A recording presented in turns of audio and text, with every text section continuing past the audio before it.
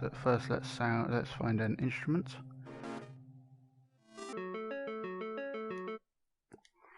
Okay.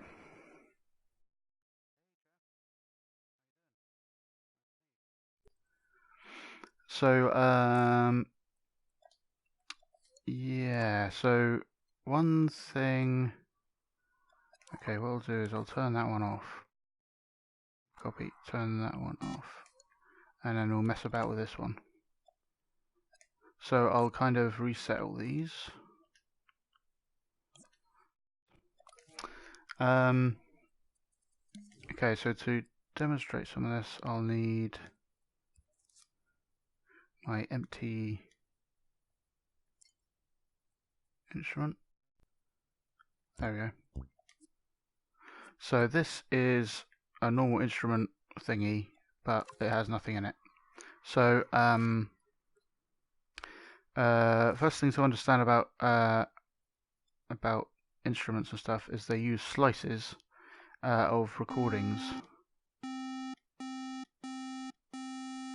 Sometimes they sound really similar. Now you can edit slices.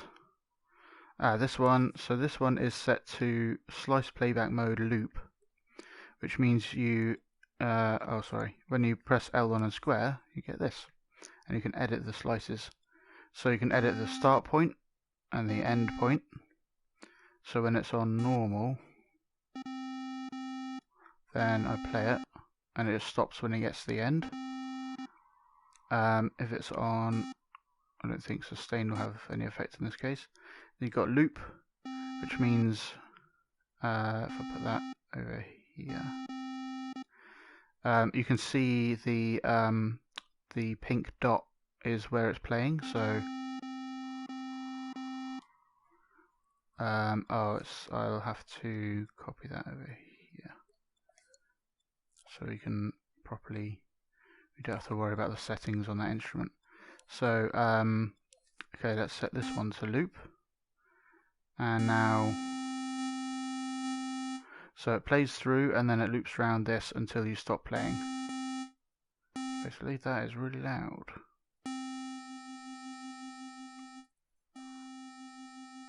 Oh, that's cool.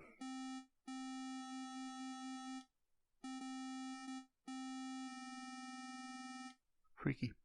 So that's all that does, and ping pong does something similar, but bounces between those loop points. Cool, so that's the slices. Now, the slices have, if it's actually set to be an instrument, and it's not row mapped, that kind of changes some of the settings. You have these things. So if you are tweaking a slice and it's set to be a normal instrument like that you'd play notes from as opposed to a drums or samples, then it has this thing,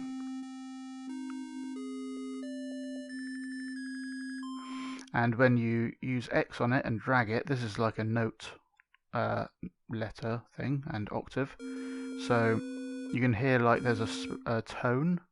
Probably better with a different kind of instrument. Let's see, grab a different instrument, try that, and grab a slice out of there. Cool, and you move these around with R2 as normal, and L1 and R2 copies it as normal, and you can use triangle and to delete one, and double X to select all of them. So if we edit that, that one's quiet now. Now you can hear a tone. That is I believe that's a middle C, and you want to adjust this, drag this up and down until it's the same kind of notes that you can hear, and then that's just a way of figuring out what note this is if you're not sure already. And then you got fine tuning, which lets you fine tune the the tuning. So then in here, if you look at it, has them in the bottom corner, the notes they are. So this is for A sharp 3, and this is G4, and so on. So when playing, if I just grab one of these actually, so we have a E2 and an A sharp 3. So if we play, or if we in the piano roll, if we grab draw notes, and I can't even remember what they were, E2, A sharp 3. So I'll draw out a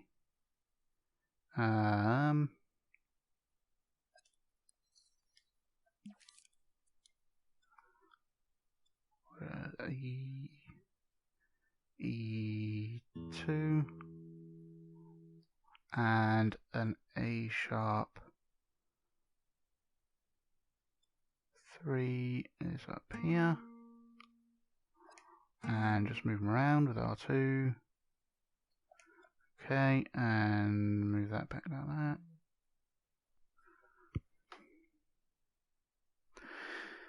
that. Yeah, so if we play that, and I'll put it on loop so that we can just watch as it plays. So when we play that E2, the E2 sample plays. When we play A sharp 3, the A sharp 3 sample plays. What if you play a note between that, I hear you ask? Well, let's just adjust that to F sharp 2 instead, and see what happens. So E2 still plays, it just like pitches it up. So it will find kind of the nearest one and use that to kind of get a somewhat accurate sample going. So you could have like tons and tons of samples in here if you want. I think someone actually brought in an entire sample set of a particular piano, so it plays the perfect representation of that from the piano every time. So that's how the notes work. And there's the fine tune again. Cool. So I think we use this one. Oh, we'll need the empty one again. Let's delete those. So let's just let's just delete these and copy all these out into here. By the way, you can copy or move a slice out like that, and it'll make a completely new sound gadget with these settings and with only that slice in it. Or if you select a load of them, then you can drop it, and now it has those selected slices in it, like that. When it plays a note, it picks one of these at random, any note that is like allowed. So if you have it set at a particular note, and it will pick the right note, but if you have two of them of the same note and it's allowed to play either of them, it will play a random one effectively. Yeah, and then we change the pitch. You can actually see it's playing that whole thing slower, the whole sample.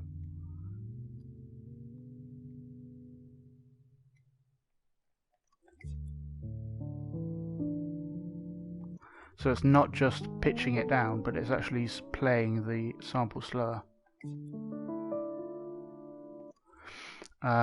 So that's something to be aware of if you're trying to if you have the sound of a voice recording or something, and you want it to sound more bassy, don't just pitch it down, because that can like mess with stuff. Unless, I think if you turn that very speed off, yeah, now it's the same speed, but it kind of sounds all choppy because it's actually kind of faking it as best it can. Another one is Yeah, let's go in here.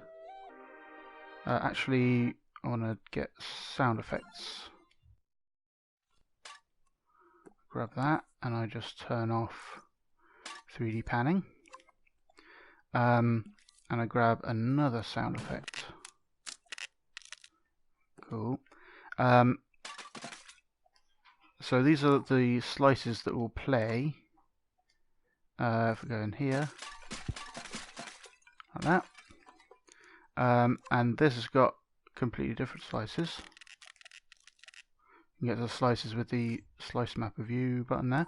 But if I drag this instrument or this sound effect into here, then it puts all those slices in here instead. So now, if I just delete some of these, so I've got 3 of these and 3 of those.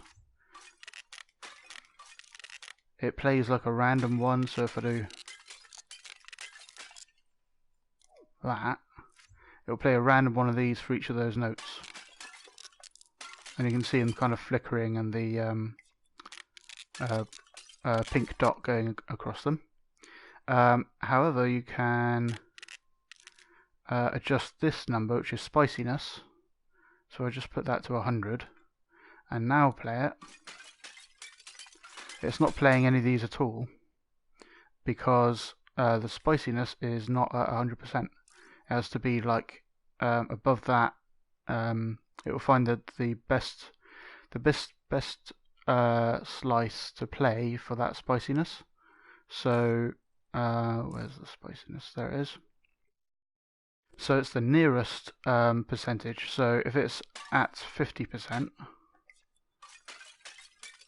or if it's over 50%, there you go, then it'll only play the ones that it's the nearest to spiciness wise.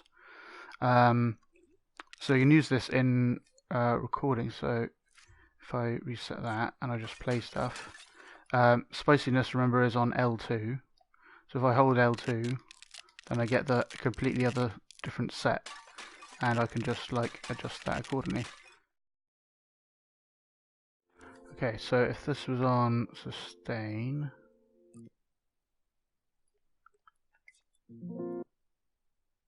yeah, then it will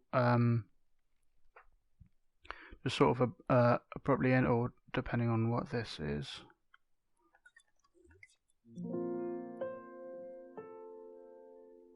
Then it will actually adhere to it, but if you had it on once, then once it starts playing, it will just keep on playing to the end.